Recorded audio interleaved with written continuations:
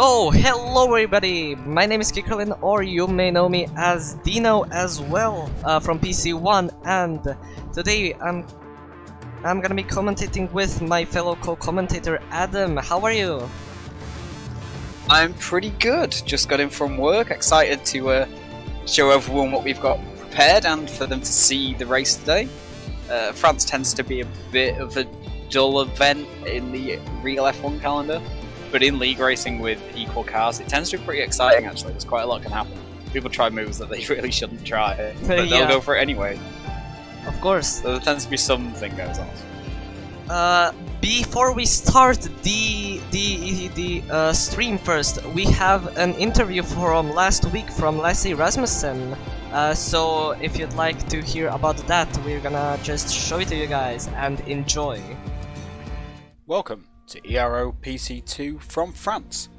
Let's take a look at what happened last time in Austria with an interview from Haas driver Lasse Rasmussen. As Lasse Rasmussen goes fastest with a 104.2. Thanks for joining me today, Lasse. No problem. I think it's fair to say Season 6 has really started with a bang, and there's been some absolute classic races in all tiers, not least of all PC2.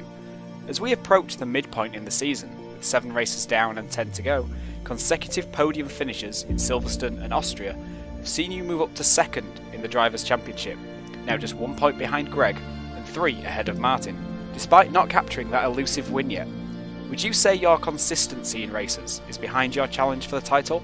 I would say my consistency has been on the rise. The last couple of races, as you know, I've gotten 2 podiums the last 2 races. The consistency is up until the first few races has been not on point. I've had a couple spins in China and in Singapore, and in China I've had collisions and damage and spins. So it's been rough, and I've both missed on Azerbaijan and Bahrain. So it's good to have some points. Finally. Yeah, seems to be starting to come together for you. So with your second place in Austria and your reserve teammate Ryan Chapman finishing in 5th, it's also moved Haas up now to just 1 point behind Ferrari for 3rd in the Constructors. Do you think moving forwards you might start to see some team play to try and capture that 3rd place and possibly challenge the top 2 of Alfa Romeo and Aston Martin? We did see Ryan cede position to you after your late pit stop. Is that something you discussed beforehand and you'd be doing with Dragos in later races, if it presents itself? Or was it all done on the fly, a spur-of-the-moment call from the pit wall? So the thing in Austria with the Ryan moving aside was not at all planned, because he actually asked before the race if we should do teamwork, and I said we should just race, but apparently he didn't think so and let me by when I pit for the softs. He was on some older hards, so it didn't really make sense for him to block me. I think that was just a friendly move by him, as he was a reserve for Haas. Definitely helped you as you built a 3-second gap to Martin behind you, which meant you could chase Tuka sort of without too much of having to defend and having to look behind yourself.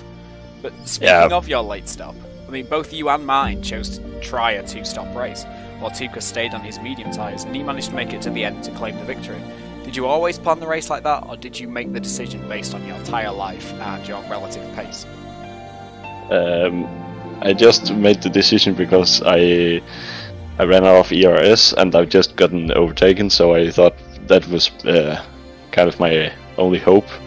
And maybe that was the better strategy, but apparently not so. I've clearly made the wrong strategy choice, and I've lost the race because of that. Maybe. Well, you went from second to second, so I think it was probably worth the gamble. You didn't really lose anything particularly. You still gained the points. You maybe lost the opportunity, like some opportunity to win, but I definitely think it was worth the gamble in case Tuka's tyres sort of fell off a cliff, as they tend to do.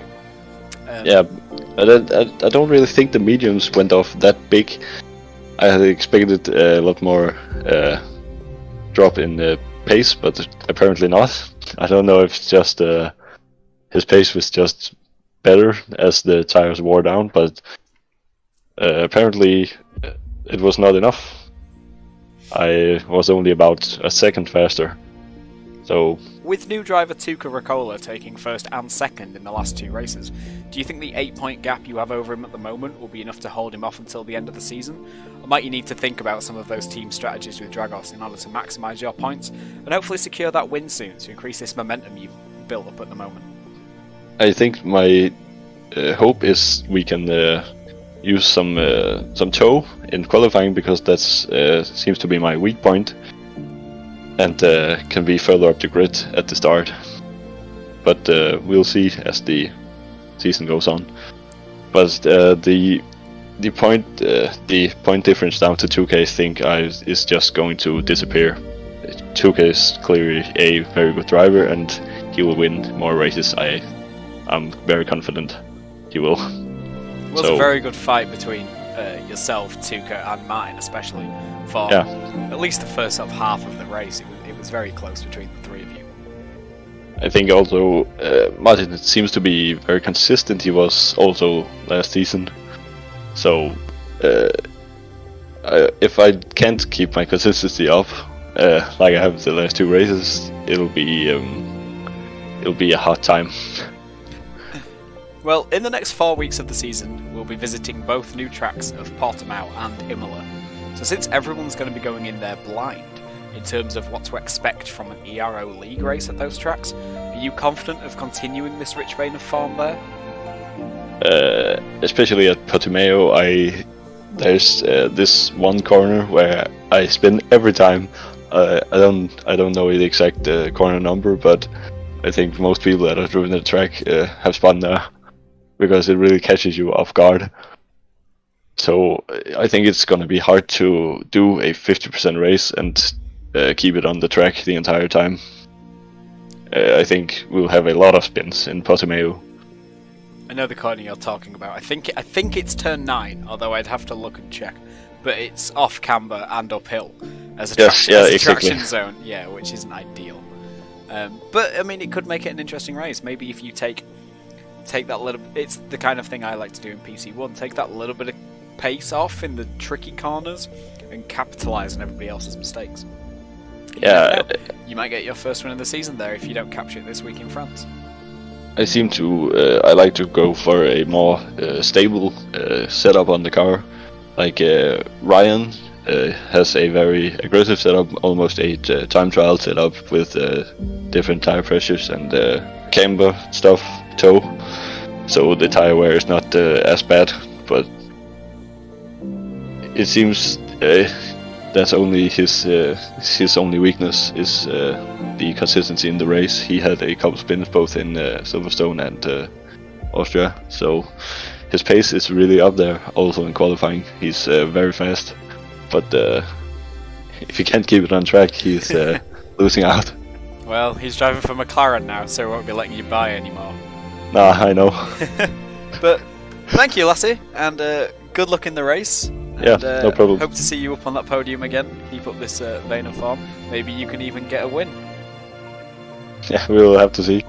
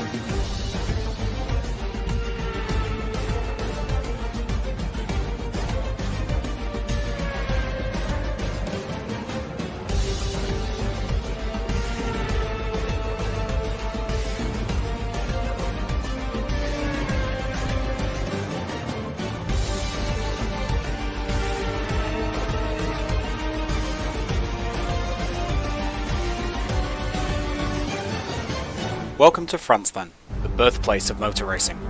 After the Norman conquest of 1066, French became the official language of England for over 300 years, which will be put into use today with the corner names. France also contains the highest mountain in Europe, with Mont Blanc in the Alps, 350 miles to the north. The elevation is low here at Circuit Paul Ricard, so don't expect to need your climbing boots today. This 3.63 mile circuit at the custom-built facility in Le Castellet, just northwest of Toulon in the south of France, plays host today, and expect to see speeds in excess of 200 miles per hour down the long DRS Mistral Straight. There's a second DRS zone down the main pit straight too, so we could see some moves into La Verrier at turn 1. Sebastian Vettel and Valtteri Bottas made contact on lap 1 here in 2018. Will all our drivers safely navigate the first lap, or will we see contact and damage as early as the first turn? The Mayenne chicane at turn 8, the end of the second DRS zone, is where we're likely to see most of the action, if our drivers can get a good run out of the sweeping right-left turns at the Cole. And turn 11 at Bousset too, there's multiple lines through the corner, so we could see moves on the inside as well as the outside. We're in the middle of the Pirelli range again with the tyres, C2, C3 and C4, with about a 0.6 delta between each of the compounds. But don't be surprised if you see the intermediates or full wet tyres, as the weather here can be unpredictable. I'm joined by Dino Puskadija, and it's almost time for qualifying for the PC2 French Grand Prix.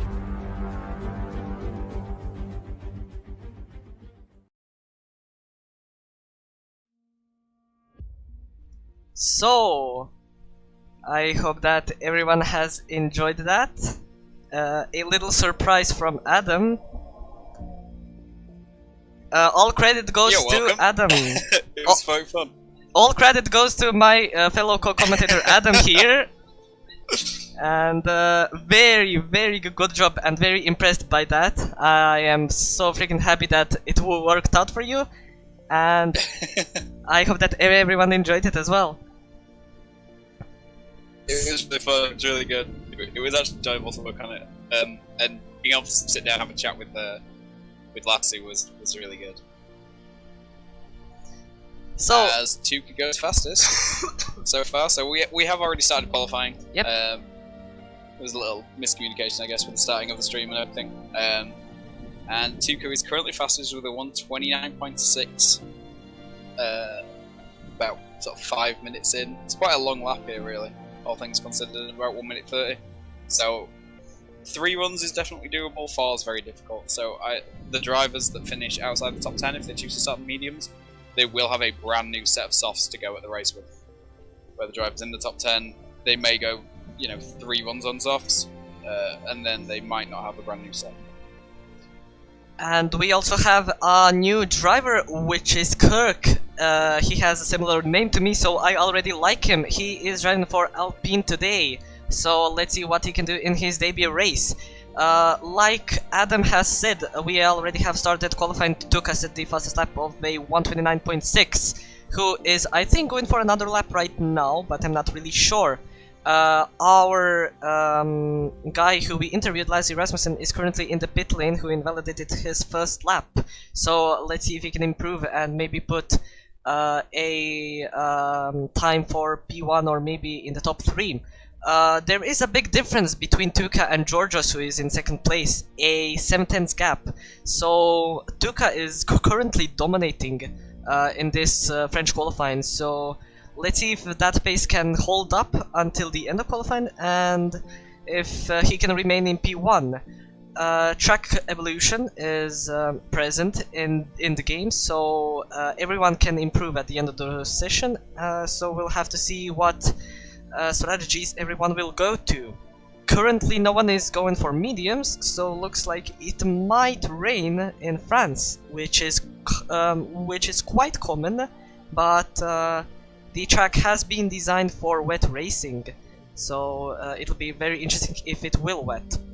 So anyways, yeah, there was always the possibility of rain here.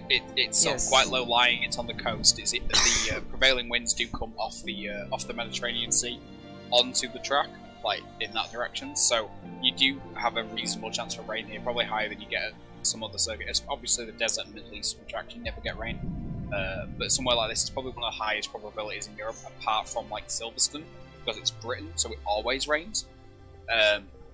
But so you do have a chance of rain, but however the softs are so sort of volatile around here, they wear so quickly getting more than 6 or 7 laps on them is quite difficult if you've not got your tyre management down. It kind of forces you into a 2-stop if you start on the softs, unless you want to go on the hards, which are pretty terrible, to be honest. And even then, you kind of need to do some tyre management with them, because they don't last that long. So, I am surprised that the only person we've seen on medium so far is Daryl.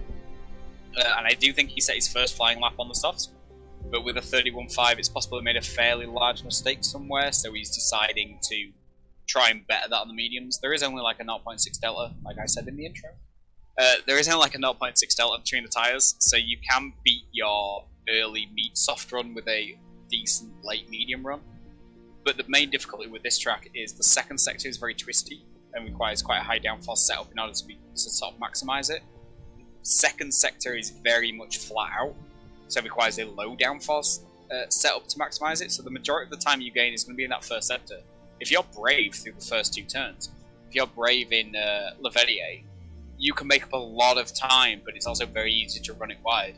And if you're brave on the entry into Saint Bernard, you can make up a lot of time there as well. You want to be sort of braking and turning and shifting down gears and things all at the same time to carry the maximum amount of speed in turn 3. Which you can do, it is possible, but you've got to be perfect with it. If you're trying to carry a lot of speed through there and you turn a fraction of a second too early, you're just going to invalidate your lap. And there's so many it's such a track where you're sort of flat out. Everywhere from Le Col, apart from the Mahan chicane, everywhere from Le Col all the way down to Marseille, which I know you've renamed to Croissant, because it kind of looks like one. Yes. You're flat out, so carrying that extra fuel just costs you time. So you only want to fuel for one flighter, and then if you invalidate it by pushing too hard, it's just going to obviously ruin your lap. Now Ryan's P2 currently with a 29.8, so that's a lot closer to Tuca. So it might be a case if we see those two fighting at the front. And as you can see, Ryan's actually in the McLaren midweek, as I said in the interview, as he's earned a full-time seat for his performance over the last 2 weeks. So he'll be taking over in the McLaren for the remainder of the season. And, I mean, he's a quick driver. Like, I've raced against him in plenty of social races and things like that.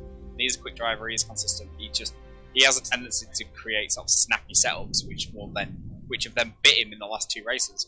In both Silverstone and Austria, he did spend part of the race facing the wrong way. David Hoygo's second fastest in the Alfa Romeo with a 129.7. And that is very close. Yeah, there we go. Our interviewee Lassie goes 4th, just in the 130s, almost into the 29s. And that is second lap. That is very close indeed. And Georgios also improved on this last time, but only 2/10, which is currently P5. Ryan Chapman did a lap on mediums, if I see that correctly. 129.8, which is very, very impressive. So he's probably going to do a strategy like George did, like Greg did in Singapore, where he started on mediums in P3 and won the race from that. So if he can just stay in that position for the remainder of the qualifying session, he's gonna be very, very good for the race.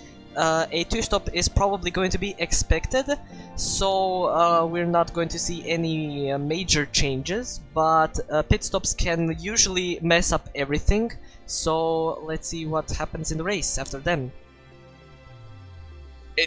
If you start on the softs, it's almost definitely a 2-stop. It's possible to 1-stop it, but it's very difficult. If you start on the softs, especially softs you've qualified on that have already got an out lap, a flyer, and an in lap on, you're basically forced into a 2-stop. The tyres just don't last very long around here at all. You're looking at sort of 6, 7, maybe 8 laps on the softs, so you might be looking at pit stops around about lap 5 in the race for the top 10. And then the mediums, you can kind of push them to about 15 maybe ish, but it's a 28 lap race, so you've still got another sort of 3 or 4 laps in there that you've got to find somewhere, which would ordinarily be another set of stops. And my apologies. It's okay. So it's one of those where qualifying 11th, like Greg currently is now, is incredibly strong. Because you can go mediums, and the mediums don't wear as fast as the softs early on when you're full of fuel, and then when you're light on fuel at the end, you can make them last longer. but don't be surprised if we get an early safety car, if every single one of the top 10 dives in to get off those softs. And then they can go medium to the end of the race. Because it's 28 laps around here, it's a long race in terms of, tyre wear. Time-wise, it's about the same as everywhere else, but it's a long race in terms of tyre wear.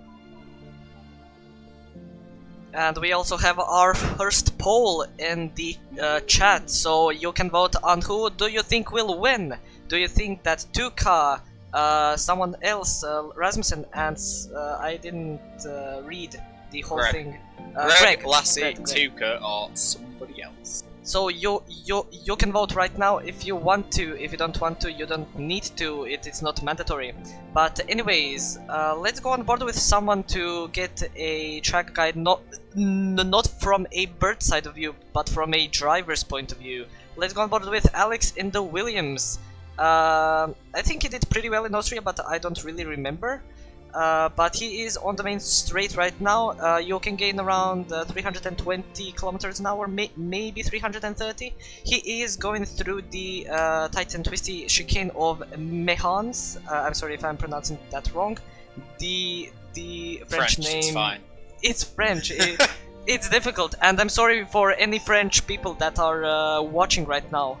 Alex is going through a corner that I named Croissant. And he takes it pretty well in 5th gear, gets a pretty good traction at the exit of the corner and going through Bendor right now, trying to catch the outside curve as much as possible. He's going through Village and Latour right now, going through the final corner of the point and gets a pretty good exit out of it, going to 2nd gear to get the best rotation and opens his DRS, and let's see if he can improve.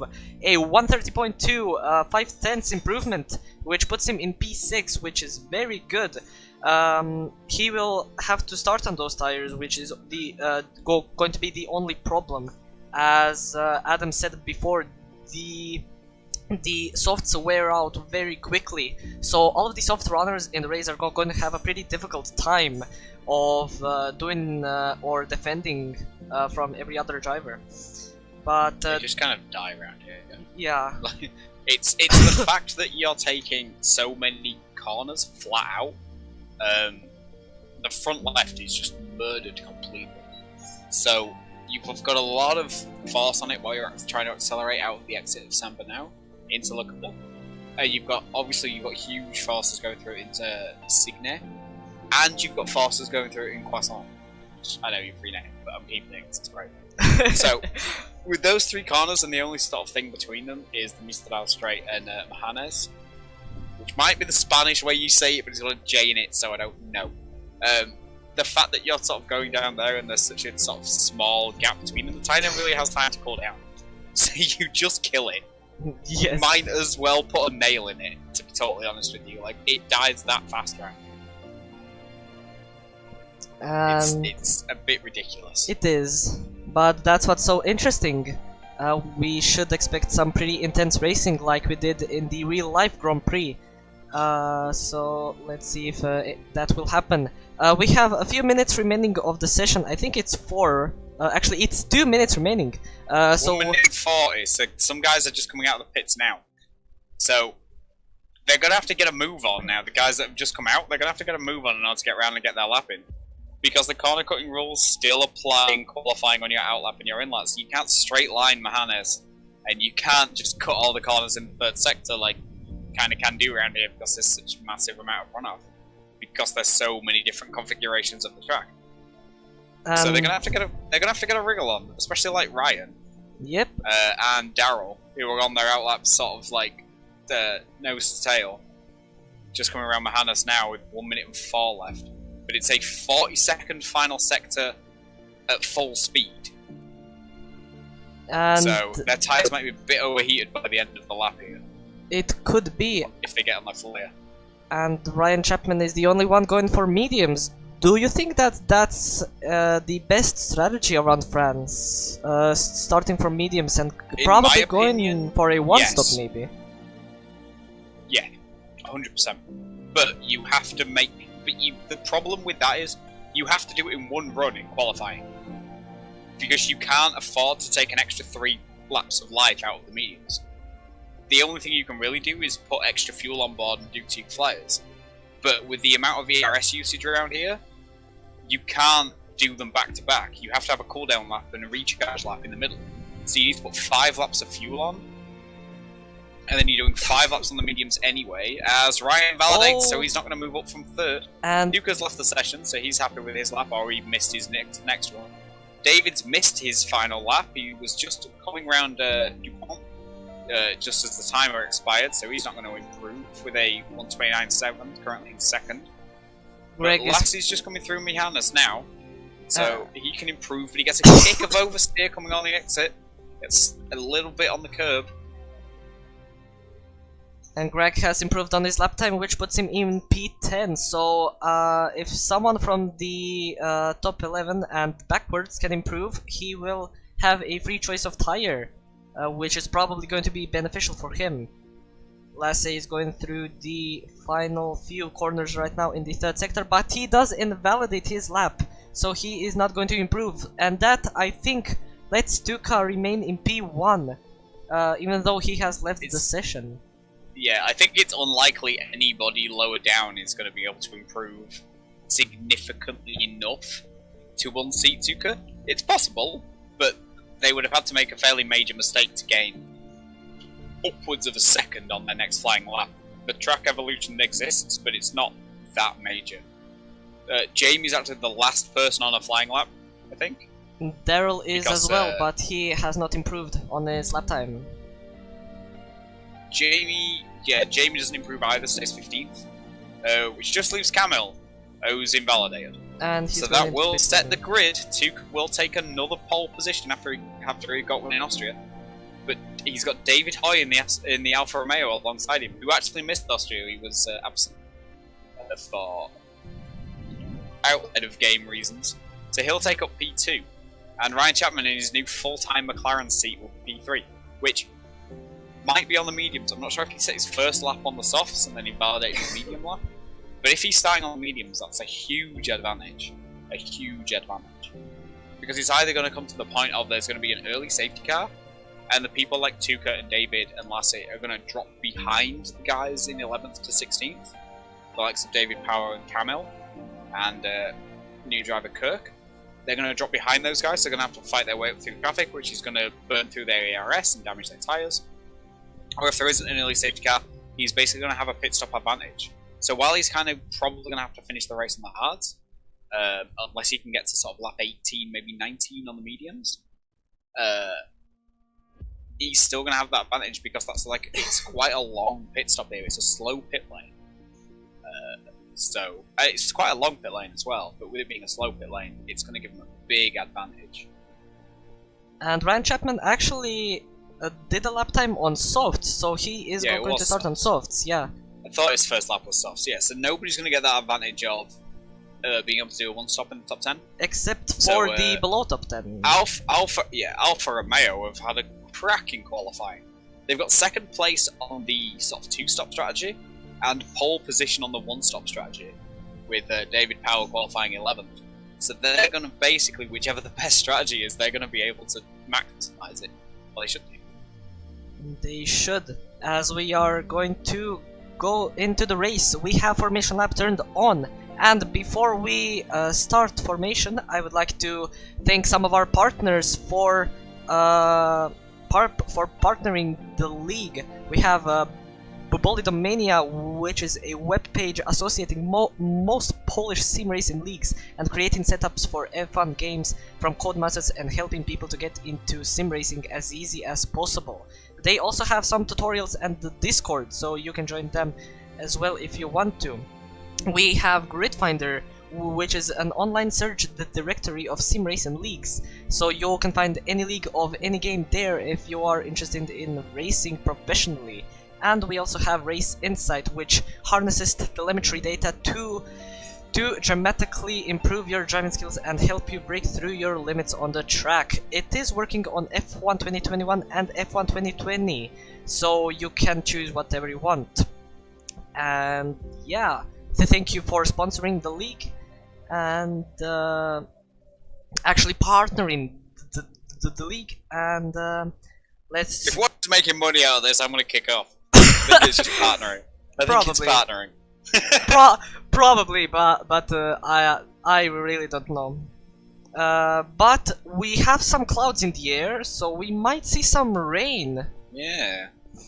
That could explain why, like, nobody really tried a lap on the mediums. Although the thing is, with dynamic weather on 2021 and with unpredictable forecasts, it could be a case of the rain doesn't turn up till about lap 9. That you're going to have some guys sort of trying to hang it out on the softs who are going to be extremely slow, and you're going to have some guys that have decided to bail on that and go on the mediums that are then going to be a pit stop behind when everyone else is diving for those. So when the rain comes here, it tends to absolutely bucket it down. And a lot of people are saying that Tucha Rakula in I'm sorry if I'm pronouncing that name wrong. In the Aston Martin, who is currently P1, number 66, he will win. The people say. Anything can happen. I think he won before in Austria, but I'm not really sure. He did. He won in Austria and he got 2nd place in Silverstone to a guy who's now been promoted to PC1. Yes. So, wait, seriously? out of the drivers here, he's basically won every race. He's only raced in 2 races and he's 4th in the championship. So, you know, that's kind of how it goes. Like, Chuka's very quick, he's very consistent. He's got 2 consecutive pole positions now. So let's see if he can translate that into 2 consecutive wins. But the difference this week is he doesn't have the same sort of backup from his teammate. George is down in 7th place. And he has an Alfa Romeo alongside him on the front row. And Aston Martin and Alfa Romeo are fighting for the Constructors' Championship. With Alfa Romeo missing both of their regular drivers last week, they lost ground to Aston Martin. So that's ground that they'll be hoping to make up this week. And as you are saying that, we are waiting for everyone to round off to the grid. And there we go. We should be starting in just a few moments. We have some people going on mediums, but we have 5 red lights. And it's a pretty long hold up, but we are underway. And let's see if everyone will get away safely. Tuka gets a pretty okay start, but we already have a crash behind.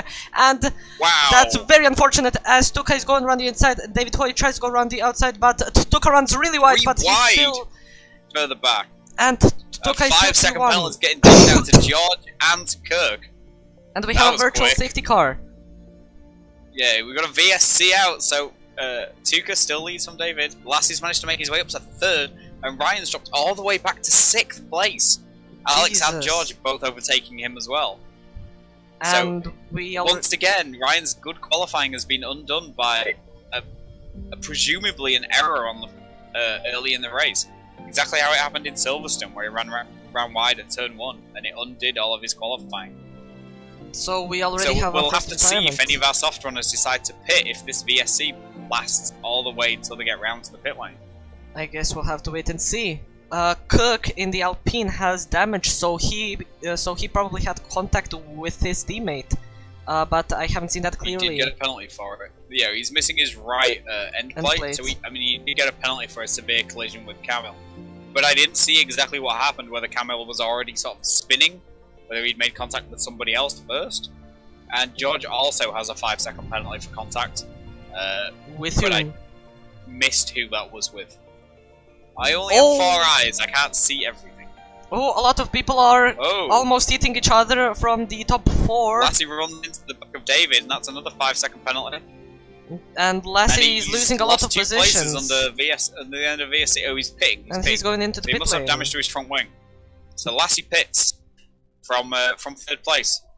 That is very interesting. As the VSC is ending, Tuha gets the fastest lap time as David Hoy is trying to get close to Tuka, and he is using a bit of his ERS, and he's taking these corners very cautiously. And let's see. Tuka and David are even on ERS, so Tuka's managed to gain a little bit of a gap, sort of 7/10 out of the end of the VSC, but David's going to be trying to put him under pressure, trying to get that slipstream. Down the Mistral straight. There's no DRS yet. But in the game, it doesn't work the same as in real life. Oh, we have a crash! Whoa! Oh, we have 2 crashes of George and Georgios at the same corner. I have caught that on camera, and that was very, very, how do you say that? Another VSC, 2nd VSC. That was very I saw George crash, and then I think other George just sort of crashed out of sympathy. It's trying Probably. too much power on coming out of Sembano to try and get through a coal with the fastest possible speed for the run all the way down the Mistral Straight into Mahanas. And It's the just tire putting too much force through the tyres. and the I tires know were they're also running cold. softs, but I'm surprised that's not a full safety car, to be honest. Same I know here. they're on reduced in PC2, but that does surprise me. So Tuka's now going to have no backup whatsoever from his teammate. And the VSC has already ended, so that was a pretty quick That was VSC. quick. Yes, it was. And George is pretty lucky that he has not retired from the race. But let's see. But he does have no front wing. So after yes. this pit stop, he's probably going to be last. Probably, but maybe if he goes in But hards, he with a can go until two-stop the end. race, if he puts the hards on, it's possible to get to the end. It is. It's difficult, but it's possible. So he might just make up that pit stop as he serves his 5-second penalty he picked up on lap 1. Before turn 1, which is an impressive way to pick up a penalty. It is. David Hoy is still pressuring Tuco up front, and they've managed to build a little bit of a gap now back to Alex. So when DRS is turned on, which I think should be this lap, because I don't think the virtual safety car delays it, so I think DRS should already be on. Ryan's got DRS on Alex, so DRS is already on. So Tuco and David have managed to pull out of the DRS range of Alex, which is going to leave Alex vulnerable to Ryan, who's back up to 4th, partly because George in front of him crashed. So he's going to be hoping to clear Alex as soon as possible and get onto this fight with the front 2. And he is using a bit of his ERS to try and get a bit closer into Coruscant, but he's just way too far behind. As Adam said, the DRS should be enabled this lap if the BSE does not conquer it, or how do you say that in English? But we do have a fight the behind VS as well. doesn't turn it off. Like, coders have just missed that out from coding in the game. Maybe. The VSC does turn the safeguard off. It might not be in real life either. I'm not actually sure about that. I know the actual safety card turns it off for 2 laps, but I don't know if the VSC does because it maintains gaps. And it is enabled. Tuka sets the fastest lap, It is enabled. but David is still within DRS. Tuka is still within DRS. David is still within DRS range. But He's David gonna is have to losing spend a lot some of time. ERS now on the run down to Sembano. He'll have to stay there because Tuka's got a great exit out of Leverrier. We have a fight from behind with Jamie Paolo and Flag. Rob, who are going too wide into the chicane. I mean, into the chicane, and Paolo goes around the outside and overtakes Jamie. I think that Jamie has front wing damage, as he is going a bit wide onto the main straight and loses a lot of traction. Rob, He's going to have to let his teammate go. He's going to have to let Robbie go here. and If looks he's like got damage, he's just going to hold up his teammate. looks like he is, and Rob is quickly gathering onto Paolo and going around the inside. Let's see if he can make the move stick. Paolo leaves him no room, but he had a pretty good exit, but Paolo has blocked him a little bit only. Rob is using a bit of his ERS. They are going side by side into the next corner, which is pretty dangerous. Signe. You can side by side in Signe. That's not too bad. Like, the problem is when you get into here, when you get into Debussy, that's when you start having problems because the line naturally washes you out to the outside.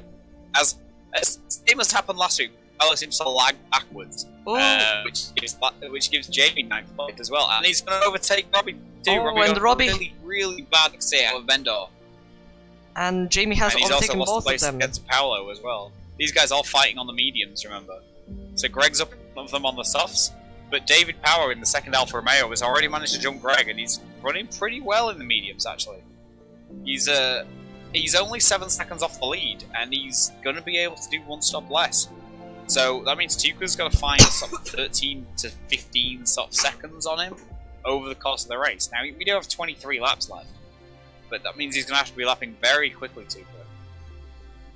As you are saying that we still have a fight for P8 between the 2 Red Bulls and Williams of Paolo behind. Rob has a penalty, I think, for 5 seconds with collision during the VSC, but I'm not really sure about that. He's already been pulled for corner cutting.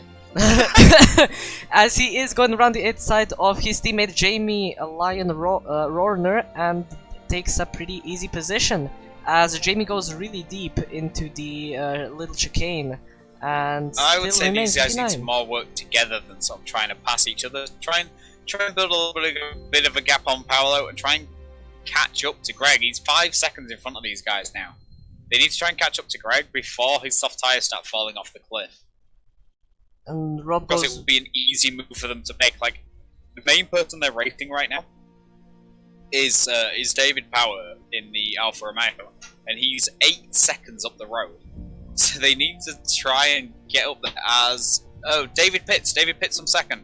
So he's already getting off those soft tyres. David does a really big undercut. 2 VSCs, he's not long enough. So he's already getting off those tyres. And the Ferrari pit crew is out in the pit lane as well. So Greg's pitting too. So that's Looks two like of the top 10 qualifiers bailing on the softs already. Greg goes both on of them- mediums, and so does David. So they're going to rejoin in 10th place, and probably 11th. Greg should have enough to stay ahead of the Mercedes. Just about. No, he's going to lose position to Mercedes. And he's going to be side by side with Lassie going into Verrier. He manages to stay in front, but Lassie's And going to Ducat have a better spins. run here. Oh. Oh dear. And Ducat spins Oh, at the that's same a place reset. where I saw that. he has spun where I spun and you crashed into me, which is very nice. I mean, in fairness, we did have 2 other people. That's fine. One. No, 2. Me and Mansu. One that nailed the wall, and then the Red Bull got a puncture and immediately retired afterwards.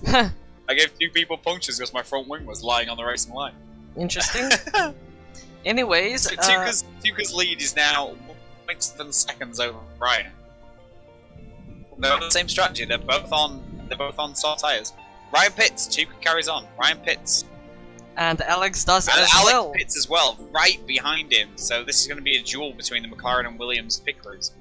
McLaren's position earlier in the pit lane will give them an advantage over that. So Tuka is actually And Elliot's extending pit as well. the softs. Elliot's pit as well. So there's only Tuka that's still going on his softs. Duhas is still going, but because of his spin, I'd imagine he's going to pit, because those things must be overheating by now. As he's just coming around Vendor now, and through Village. Or, I don't know, how do the French say village?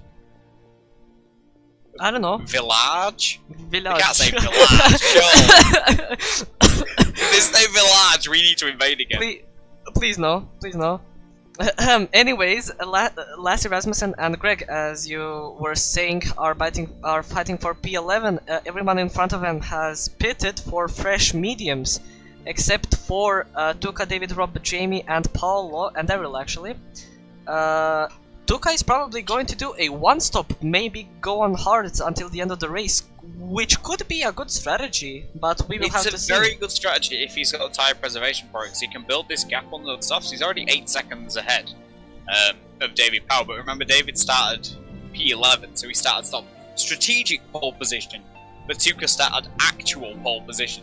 So that's going to give him that advantage where David's going to be careful in the first couple of turns and the first sort of half of the first lap, I suppose. As Robbie gets another 3-second penalty for corner closing. I think that's the second one he's had. Very interesting. Yeah, he's up to 6 seconds. Tuka's going into But the this lane. right here for 11th place for Greg and Lassie. These are the 2 leaders of the championship, so they can't afford to lose too much time here fighting this. Tuka's coming and coming at pace. Oh, as Lassie spins! Oh, that's interesting. Lassie's lost it through Vendor. The dirty air sort of contributing and maybe trying to get on the loud pedal a little too early. And So David, those tyres are now going to be overheating a bit, but it shouldn't harm the longevity of the mediums too much. So they should still be able to go quite far and move on another set of softs for the end. Or if he's got magic tyre preservation, like Sergio Perez and Lewis Hamilton, maybe he can get to the end on them. But it would have to be magical. I guess But we'll just just have with to that wait and spin, see. he's dropped 6 seconds back from Greg. Oh, and we have a Red Bull Oh, going fight very in slowly, and Tuka nearly has hit his gearbox at behind and maybe crashed into his rear wing. And Ryan Chapman is trying to overtake Tuka into the chicane, but Ryan's really closed up in the pit stop phase. So we've got Tuka, Ryan, and they've both just managed to pass Robbie and Daryl all down the mid-style straight. This is ridiculous. Tuka and Ryan going Ryan gets side on by the inside side. of Cygnus. They're going side by side, and Tuka will try to go around the outside as Ryan Chapman gets a pretty bad entry of the croissant. But he holds the right line. He manages to cut Tuka off. Tuka can't put the power down early because Ryan's right in front of him. But he will have Robbie's DRS. trying to get involved in this as well. He is, but he is very slow on those older mediums, and he also has a penalty. So I don't think it's a good idea to fight with those guys ahead of him. And Tuka right now has DRS. He's not using any of his ERS, which he has a lot. And Ryan is on the middle of the track. Tuka is going to run the outside, and let's see if he can overtake him.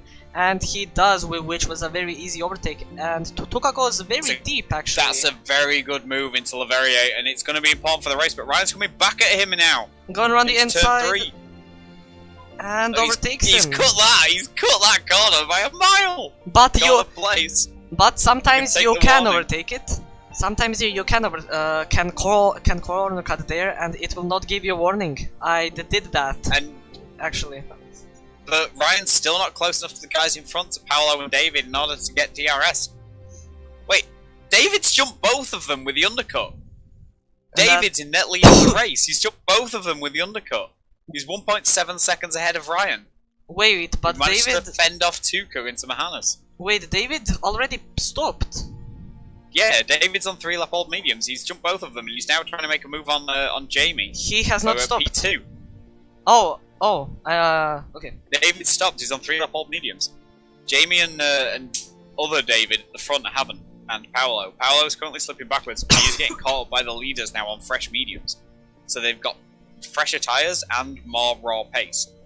So they are starting to come in at speed.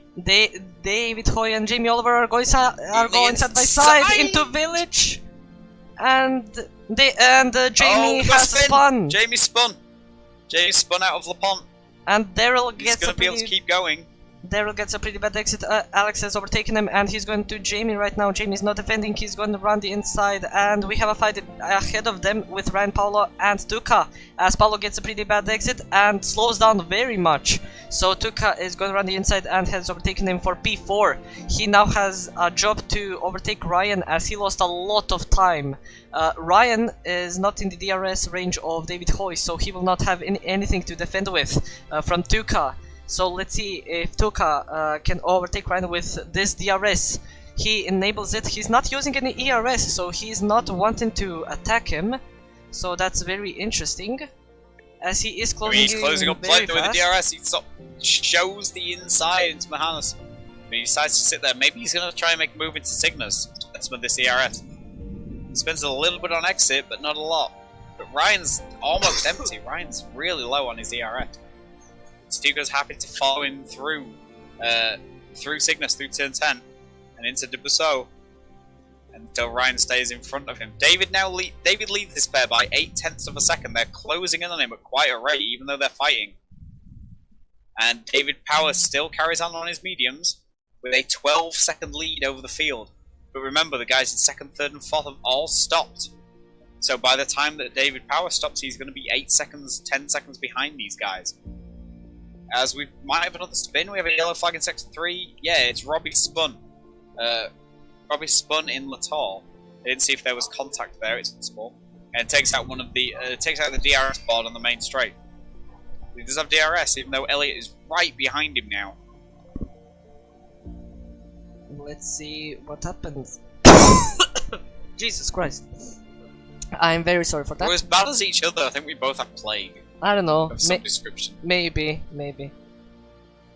Tuka still follows Ryan now all the way through San Bernal and Lacole. So he's going to have DRS, but Ryan's going to have DRS on David Hoy. They've managed to catch up quite quickly. David goes defensive, moves across to the left-hand side of the straight to try and get them out of the slipstream. But he's going to maintain his sort of net lead, I guess, into Mahanas. But it's the second part of the missile straight where you could be vulnerable here. And this is currently our fight for potentially P1, as David Power has not pitted yet. He is on 10 lap hold mediums. We will have to see if he wants to do a 1-stop or a 2-stop going on softs. And like you said, David, Ryan and Tuka are fighting together, as they caught up to David Hoy before the final, or before the main straight. They both will have DRS on David Hoy, so maybe we will see some opportunities on the first few turns on the first chicane, as Ryan goes really deep into village, I think that is, but still is ahead of Tuka. He has enabled the DRS, but he's not using any ERS, and Tuka as well, so he doesn't want to overtake him yet. He wants to get that DRS on the main straight and probably overtake him there, which is probably the best decision that he can make. Tuka has a advantage from 2-lap fresher mediums than David Hoy, and Ryan has 5-lap old mediums, so both of these drivers can extend a bit longer than David if all of these drivers do a 2-stop. But maybe a 1-stop is possible. Maybe they can extend until the end of the race, but we'll have to wait and see. Getting these mediums to the end is going to be a challenge, as Alex moves ahead of Paolo behind them. And Ryan is going for a dive bomb to David Hoy into the chicane and goes around the outside and overtakes him for That's P1. a good exit, but David's going to come back at him now. And they into are Senyas, into turn 10. They are David's got side. the inside line. Is he just going to run him out of road? He might just try him. Well, there's contact wheel to wheel. Ryan going around the Ryan spent outside. all of his ERS, and Tuka's just sat in the back here watching this unfold in front of him. And Ryan has overtaken him managed to get around the better outside. line, and Tuka's going to try and move into Bendar. Tuka's getting down the inside into Bendar, but David manages to carry more speed as they come through village now. Ryan's managing to build a little bit of a gap to these guys. He's already got 7/10 as David Power pits, so this now is the fight for the lead. So yeah, I'd expect David Powerhead now to go on the hards from here and just go to the end and try and keep a yeah, he's going on the hards, so he's going to try and keep a small enough gap to the guys in front that he can then hold them off at the end when they go on their second soft in. Would be my expectation. I guess we'll have to wait and see. Although Greg's going to jump him on exit, so hopefully he doesn't get held up behind Greg on his older mediums. As another 3-second time penalty for Robbie, who is currently running P6. Alex is closed up a little bit to this front three. He's now about 3.7 seconds back. So he's going to want to sort of push some fast laps in here and try and get involved in this fight. He has a lot of his ERS left. He has 80%, whereas the guys at the front have all spent a lot of theirs. Tuka's the highest with 45. But he is making a move on David Hoy now into Johannes. Gets down the inside and manages to make the place. So that's him up into P2. Looking to chase after Ryan now. And we also Maybe have make a move for the lead. We also have a battle behind with Rob and Elliot. Rob is on 12-lap old mediums, so Elliot has a big advantage, and Rob has been cutting a lot of corners, which is not preferable. Not preferable. Not ideal. No. And We haven't got an actual corner cutting penalty yet. Just track limits once. The actual corner cut penalties are kind of bullshit. they are a lot. Especially bottom out when you spin it. But that's next week. That'll be fun. Wait, are you serious? Yeah. Well, I've been living under a rock. That's nice. And Rob is going into the pit lane. Robbie pits. Robbie dives in. And Paolo So he's as getting well. off those mediums. And Paolo, yeah. Let's... Those two guys are getting off their mediums. The only two that were running from the start. So they'll get off their medium tyres. Probably put hards on, go to the end, the same as David Power. But David's managed to jump them both, and he's managed to jump Greg as well down the main straight with DRS. So those brand new hards are working pretty well for him. Greg's on 8-lap old mediums, but he's managed to jump them. As Lassie jumps the guys in the pits as well, and so does George in the Mercedes. The guys in front are still battling for P1. These guys are so close. Ryan has no DRS, so this is going to give Tuka and possibly even David as well a run at him. Oh, but Tuka gets Ryan on the is inside still... into Johannes. And he still has the inside line of Ryan Johannes. fights it back though, but Tuka gets a better exit, I think. And both They're of them... still side by side up the hill. And Ryan is using all of his ERS that he can manage, and he doesn't have any to spare. They're still going side by side There's into definitely croissant. contact in there. They're still going side by side into croissant. Say, And Ryan cuts Tuka off. Ryan keeps the lead, and this is just giving David such a good view of Tuka's gearbox now. This front three fighting for their lives. It's the same as last week. We had three fighting for basically the entire race. Austria This all might over come down again. now to who pits first for the final stint. whether anyone's going to try a longer stint on mediums, or whether they're all going to dive in late on for softs. Around about lap 19-20, you can get softs to the end. And they're going to be incredibly quick on the undercut. The undercut here is massive. And Tuka now has another opportunity as they touch a little bit. He's going to have to bail out of that, surely. I don't think he has overtaking damage. into Lapidge is a really bad idea, as me and you discovered. Let's Ryan not still talk leads. about it. And the only thing that Ryan hasn't got and Tuka has is ERS, as Tuka has 40% more, and Ryan is going defensive to Mehanes, and Tuka doesn't want to overtake him yet, as he is not using any of his ERS, and he's backing off of that, which allows David Hoy to get even closer, but he does get a pretty bad exit off of Mehanes. So Tuka not using his ERS is just going to open him up to attack from David, because David's got the same amount of ERS as Tuka. They're both currently sat on just over 50%. While Ryan's sort of in the weakest position, because he doesn't have DRS, and his ERS is a lot lower, David's in a really good spot here. If Tuka makes an error, or if Ryan somehow pushes him wide, for him to just sort of get the jump on them, even though his tyres are older. Which means he's probably going to pit first for softs, and try that undercut. Maybe you can undercut both of them, and try and build a decent lead, and just hold on till the end. As he pits now, he's pitting early. So he's going on mediums, I would think, from here. 12 laps on the softs is kind of impossible. it is. So I'd expect him to go on mediums from here. So he is David's doing trying another a cut. bit of a weird undercut, so he's going to have a decent lead after these two pit for their next lot of softs. But they're going to be so much faster on brand new tyres than he's going to be on his, by that point, probably 3 or 4 lap old mediums. Yeah, David goes on mediums. And it drops him down behind Greg. And Elliot But and David Lassie's Power. also pit, and he's put mediums on. Oh no, Lassie hasn't pit. My bad.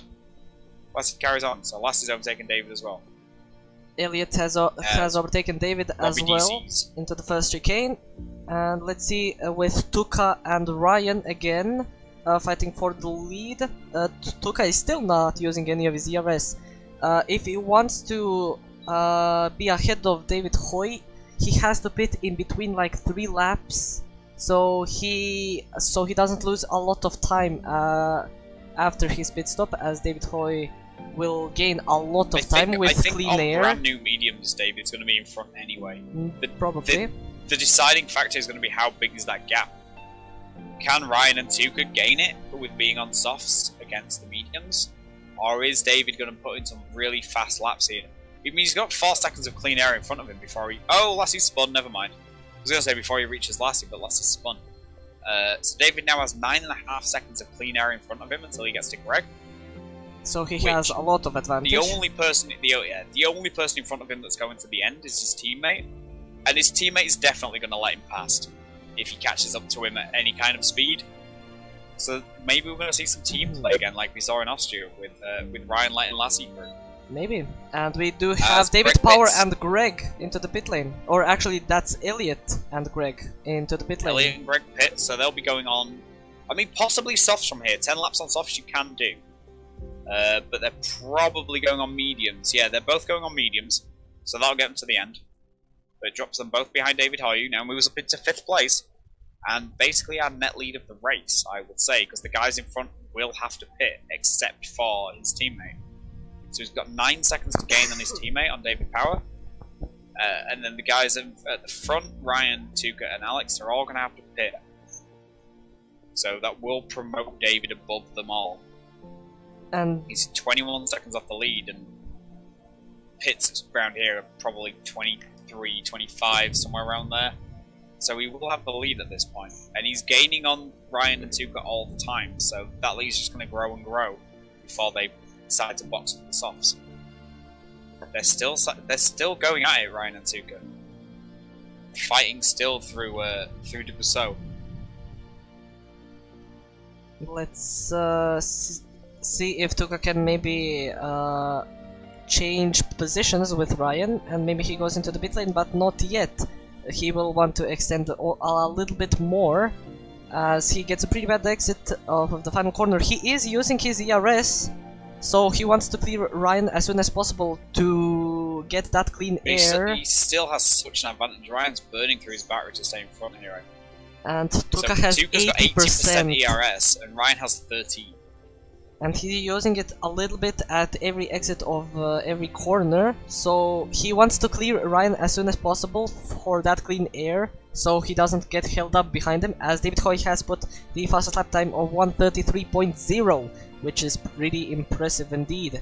Could be better, definitely, but that's pretty good. It's a second and a half faster than the leaders. The leaders are doing mid to high 34s. And Tuka's going around the outside. Tuka makes a move there quite easily with DRS. Ryan's gonna have to try and hope he stays within his slipstream. And maybe he can make the move back again down the pit straight. But Tuka has a lot of ERS, as we discussed before, so he doesn't have a lot of chances of overtaking him again. Right, Ryan's tapped. If Tuka uses his ERS to defend, there's not a right lot Ryan can do. We also have sort of hope he lives with Tuka, maybe get that one lap undercut and then sort of play the defensive game again. Yes. We also have a battle behind with Greg and Jamie. Greg is on fresher mediums, so that was a pretty easy overtake into Mehanes. He is P8 currently, which will get him 4 points, but anything can still happen. Ryan has gone into the pit lane, and Alex behind him as well. Let's see if they put on mediums. They go for softs. This is softs. 100% this is softs. I mean, Ryan's on softs. I mean, that is a pretty early pit stop because the softs are gonna be in the puncture zone nearly at the end of the race. With the light and fuel loads, you should be fine. Alex serves his penalty. So this promotes David Hoy up to 3rd place. So when Ryan comes out, we'll see what the gap is. The gap is already 3.5, nearly 4 seconds. David Power and actually... Ryan has a penalty. Ryan has a penalty. So does David Hoy, but Ryan... yeah, Ryan got a 5-second penalty. So he must have sped into the pit lane. David has a 3-second one for corner cutting. But he's now just 19 seconds off the lead. And 6.5 from his teammate. So he's gaining on his teammate at quite a rate. And he will catch him before the end of the race if this car is on. And David Power actually has a chance to win. And if he can hold off his teammate, and if Ryan and Tuka catch David Hoy, then yeah, David Power definitely has a chance to win this. It's all about managing that pace, and he's got 8 laps to go, and he needs to defend basically a 6-second lead. Oh, we have a 3-way battle, and Paolo has crashed! I am really sorry for the distracting you, but Greg and Paolo have collided into each other, and Paolo has spun before Mehanes. That drops Paolo all the way down to 10th, and promotes Greg, Jamie, and Elliot up a place. Greg's now up in 7th, which is 6 points. However, Lassie's in 5th, which would promote Lassie to the lead of the championship if Tuka wasn't winning. And Tuka pits. Tuka Leader pits, and he has gone on the softs. So that promotes David Power up into the lead. And let's see if David Hoy can jump Tuka. Yes. And Ryan as well. Fastest lap from David Hoy. Ryan as well. Ryan's going to jump Tuka too. Ryan jumps Tuka as well. So that puts Tuka down in 4th place. He's going to have to try and gain this gap.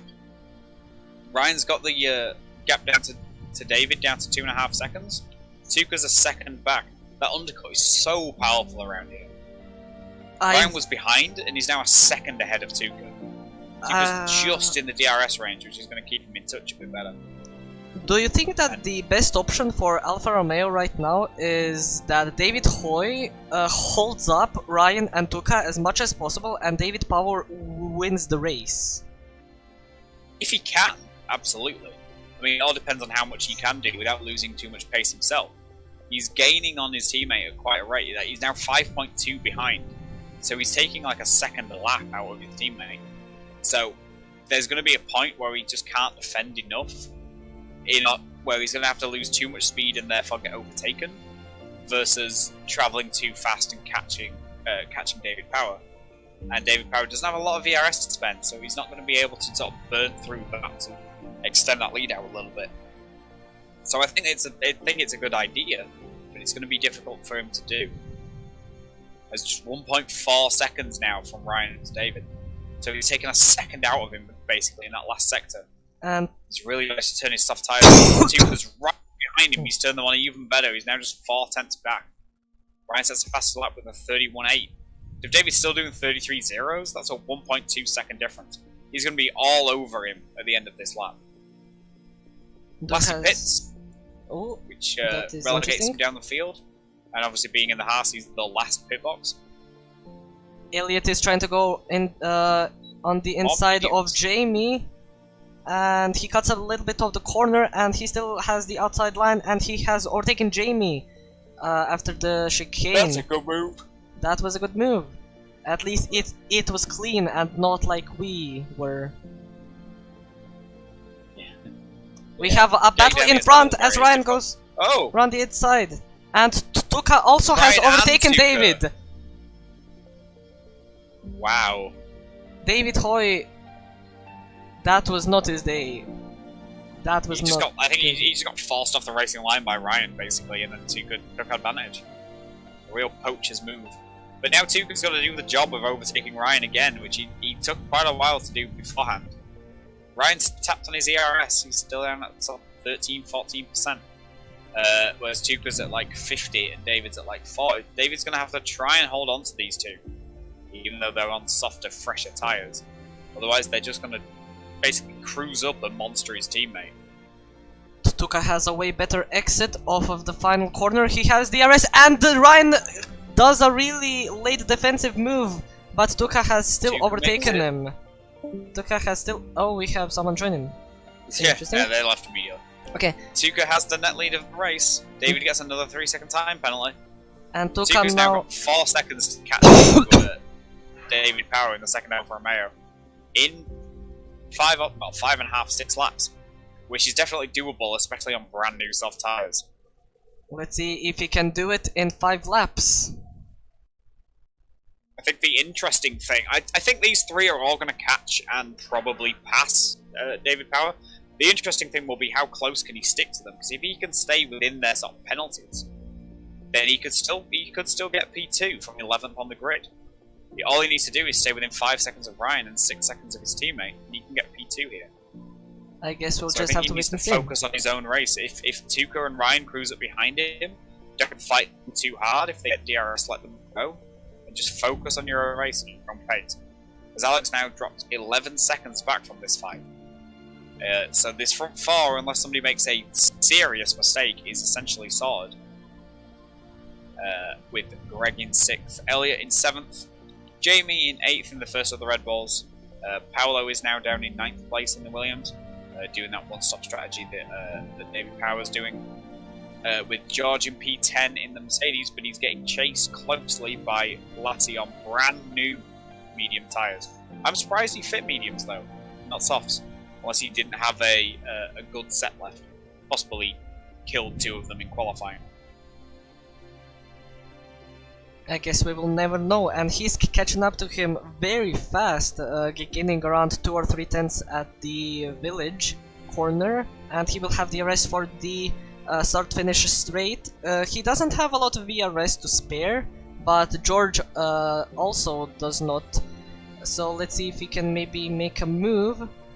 And he is, I think, way too far behind to maybe try to go around the inside, but he's George... going to close up here and try and stay close in the first sector. Maybe he can make a move down the second DRS zone if he can stay close, if he doesn't get affected too much by the dirt, yeah. Oh, and Tuka... And we've got a fight at the front! Tuka has gotten to the escape road and lost the position to Ryan. That's an immediate 3-second time penalty, which means he also has penalties now. So David has a chance to win this race if he can just sort of keep out in front, maybe extend that gap a bit. He's got 1.7 seconds back to Ryan. But with penalties, Tuka's got the least amount of penalties with 3 seconds, so he's basically got almost a 5-second gap here, and only 4 laps to defend them for. He could win this race.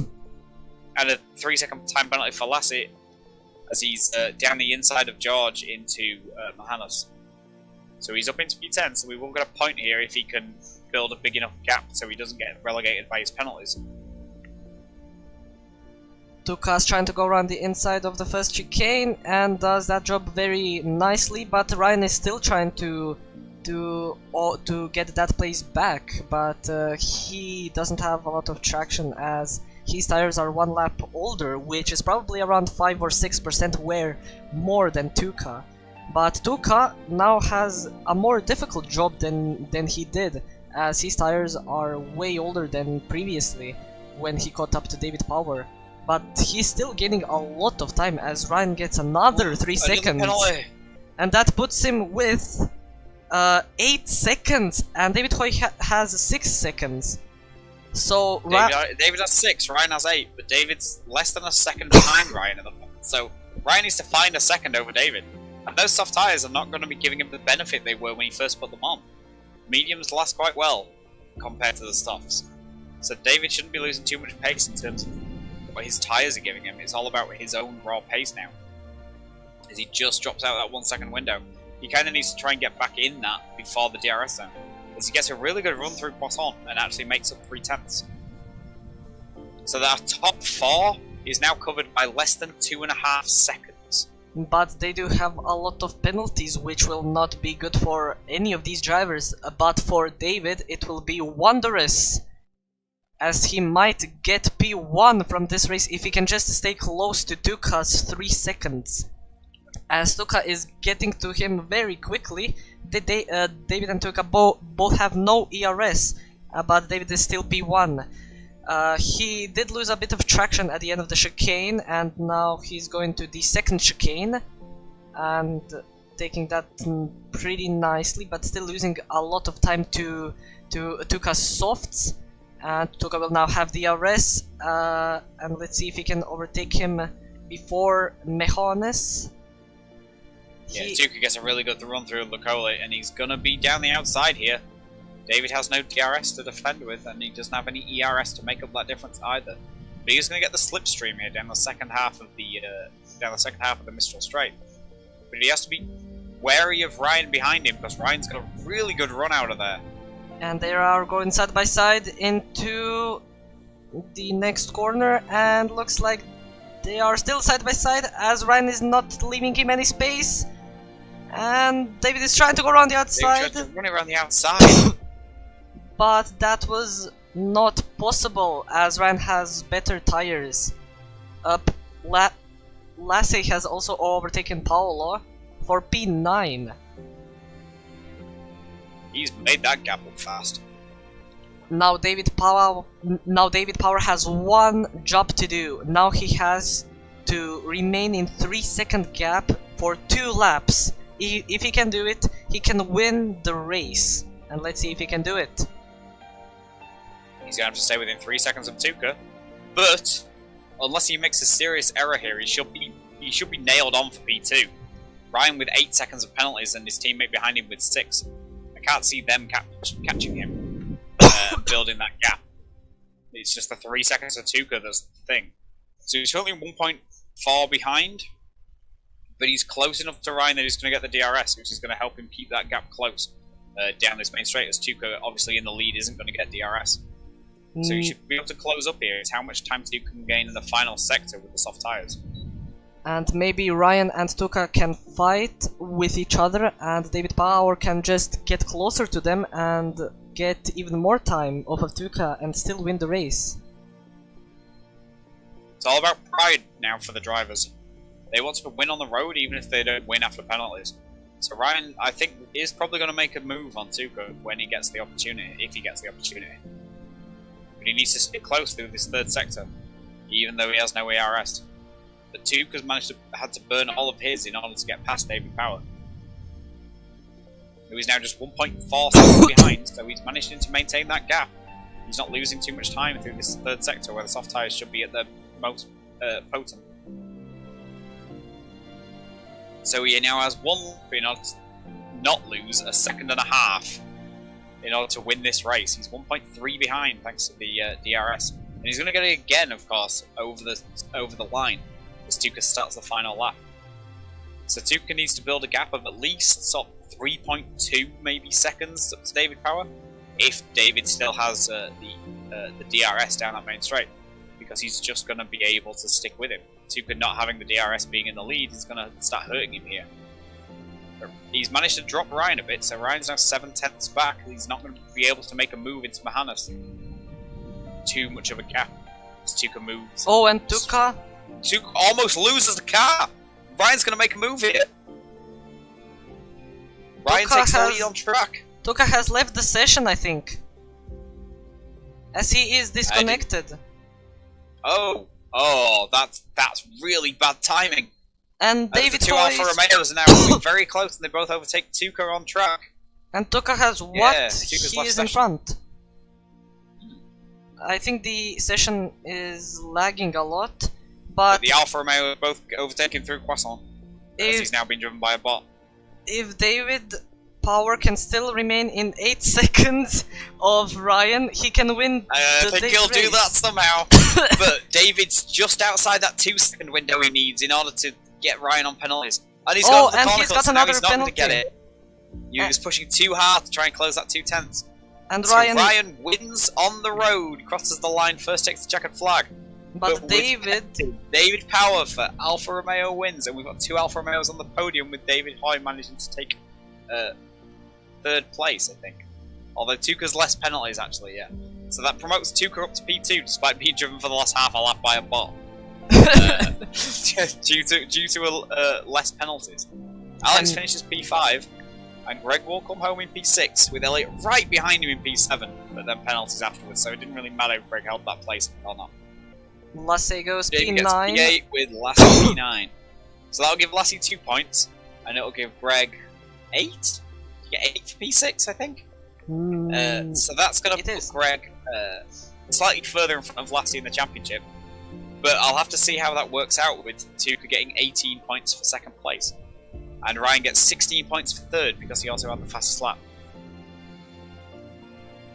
As our final points paying position is filled by George in the Mercedes. Paolo finishes P11, Duhast, the reserve driver, finishes P12 for the Mercedes. And Kirk just coming around the final corner now to take P13 on his debut for Alpine, with Darrell not too far behind him in the 2nd McLaren. And Robbie was lapped and has already finished in P15, last of our survivors. And there it is. That was a pretty intense race. We had a really good battle with the top 4 guys right at the end, and at the entire race as well.